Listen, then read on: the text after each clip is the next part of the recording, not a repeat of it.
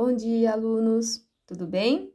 Vamos para mais uma semana de estudos, apostila universitário, página 29, as bactérias. Primeiro, eu vou corrigir aquelas duas questões que ficou para vocês fazerem a semana passada do Aquecendo e no Pensando Nisso. Então, nós vimos a música, o pulso, tá? E agora, vocês vão responder a questão. A música, o pulso, declina algumas doenças. Então, nós vimos na música várias doenças. Selecione na letra da música o nome de 3 viroses e 2 bacterioses.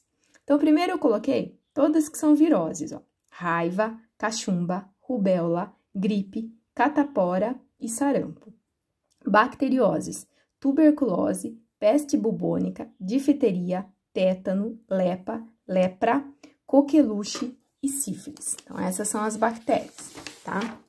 Agora, a pergunta do Pensando Nisso era o seguinte: ao contrário dos vírus, as bactérias são células primitivas, mas com membrana, citoplasma, em que ocorre seu metabolismo ou conjunto de suas funções, e um material genético, o DNA, no qual estão impressas suas características. Cite outra característica que diferencia o vírus da bactéria. Então, a característica que nós falamos muito sobre vírus, e vamos falar agora em bactéria, ó. O vírus, ele é acelular, ele não tem célula, por isso ele precisa de uma célula para sobreviver, parasitando. E a bactéria, ela é unicelular, significa que ela tem uma célula, tá? Então, essa é a correção das duas questões. Vamos para a atividade de hoje. Vamos falar um pouquinho das bactérias. Então, vamos nas partes mais importantes sobre as bactérias, que eu quero que vocês saibam. Então, as bactérias são sempre unicelulares, o que quer dizer? Elas têm uma única célula. Então, ó, algumas espécies são heterótrofas. O que significa isso? Elas dependem do alimento pronto para sobreviver, enquanto outras são autótrofas, que significa que elas fabricam o próprio alimento por meio da fotossíntese, certo? Então, muitas espécies de bactérias são patogênicas. Isso significa que elas provocam doenças. Nós vimos algumas doenças causadas por bactérias na música, tá? Então, quase sempre liberando toxinas e substâncias venenosas fabricadas por ela. Ao contrário dos vírus, que obrigam as células hospedeiras ou parasitadas a fabricarem novos vírus.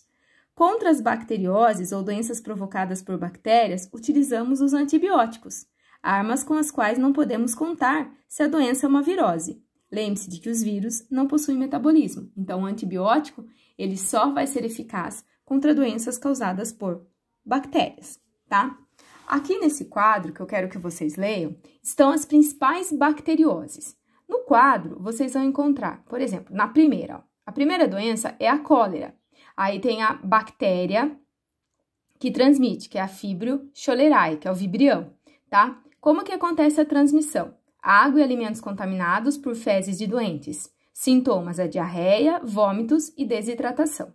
A profilaxia, que é a prevenção, como evitar, que é saneamento básico, cuidados com alimentos e higiene pessoal.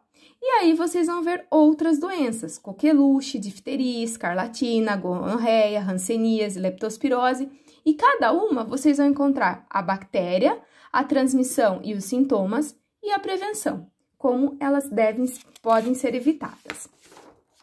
Aí nós vamos para a importância das bactérias. As bactérias, elas trazem algumas doenças, mas elas têm uma importância também, tá? Elas podem ser benéficas. Então, olha, todas as células de animais e vegetais obtêm energia respirando, isso é, desmontando as moléculas de uma substância, provavelmente um açúcar, na presença de oxigênio. Alguns organismos, como certas bactérias, fazem a mesma coisa para obter energia, só que sem a presença de oxigênio.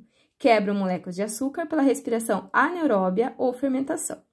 Ó, as bactérias anaeróbias, elas podem fermentar o leite e daí obtemos coalhada e iogurte. Usando vinho, elas produzem o vinagre. Tá? Então, aqui nós estamos vendo a importância delas. Outras espécies vivem em associação com certos organismos, lactobacilos, tá?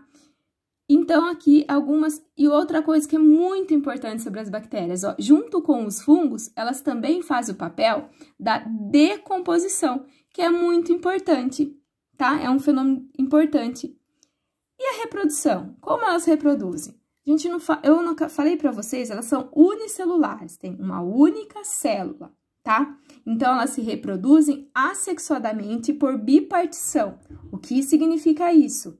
Uma célula em poucos minutos se divide em duas e depois de certo tempo serão milhares e milhões. Então, é assim a reprodução de uma bactéria, tá?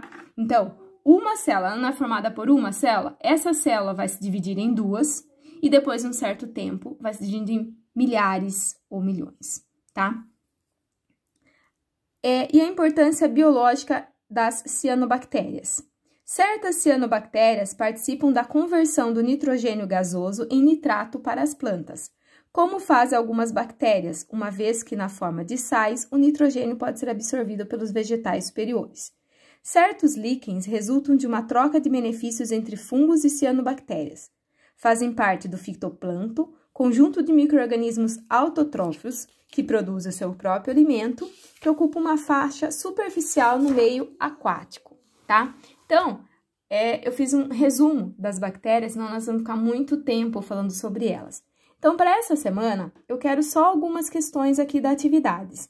Vocês irão fazer a questão 1, a questão 4, a questão 6, tá? Então, são essas que vocês irão fazer, tudo bem? Então, até semana que vem. Tchau!